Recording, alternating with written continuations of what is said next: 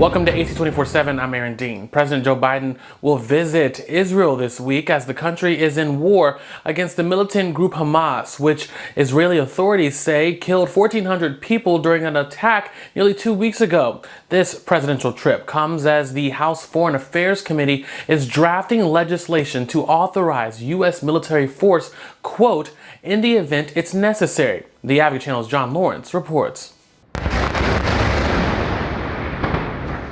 As the war between Israel and Hamas escalates, President Joe Biden will meet with Israeli officials, including Prime Minister Benjamin Netanyahu, Wednesday, according to Secretary of State Antony Blinken. The United States and Israel have agreed to develop a plan that will enable humanitarian aid from donor nations and multilateral organizations to reach civilians in Gaza, and them alone, including the possibility of creating areas to help keep civilians out of harm's way. Blinken adds that Biden will, quote, reaffirm the United States' solidarity with Israel. That's a stance agreed upon by the Senate's majority and minority leaders. I will be working with the administration on putting together an emergency supplemental that will give Israel the tools it needs to defend itself.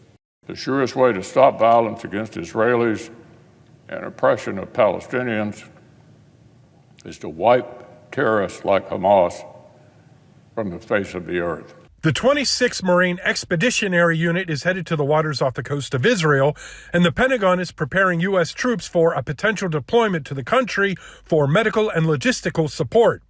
But the Biden White House is still looking for a diplomatic solution. The president still believes, even for all this conflict, he still believes in the promise of a two-state solution, that the Palestinians deserve their own state, a place where they can call home. I'm John Lawrence reporting. New York City police are investigating an attack on a bus rider Sunday as a hate crime. The NYPD says it's looking for this man who allegedly tried to remove a passenger's turban. It says that he punched the 19-year-old repeatedly, causing 1 or 2 lacerations. A department release accuses the suspect of telling the victim Americans don't wear turbans. A climate advocacy group says that it will launch an ad campaign to tout President Biden's climate and clean energy agenda. Organizers with Climate Power say that they plan to spend $80 million on the digital and television ad campaign leading up to the 2024 presidential election.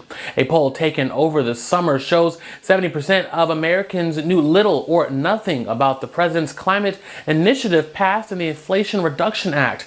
But the same poll shows when informed, people support the plans. They include tax plans to help people buy electric vehicles, solar panels, and energy-efficient heating or cooling systems. The White House is reviewing an FDA plan to ban menthol cigarettes and flavored cigars.